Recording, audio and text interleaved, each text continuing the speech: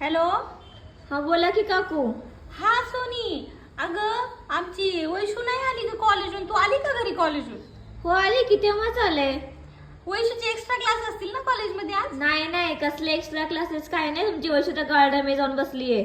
Garden मध्ये बसली, कॉलेजला नाही आली? नाही. गार्डी थांब ग थांब, तिला फोनच लावते आता मी. थांब. हा हा हा बेल चाली. थांब. हा हॅलो, कुठे आहेस ग तो? अगं आई मी कॉलेज मध्येच आहे. थोड्या वेळाने लावते मी तुला कॉल. बाय. थांब थांब थांब, मला तू व्हिडिओ कॉल कर, आत्ताच कर. अरे यार मी आता काय करू.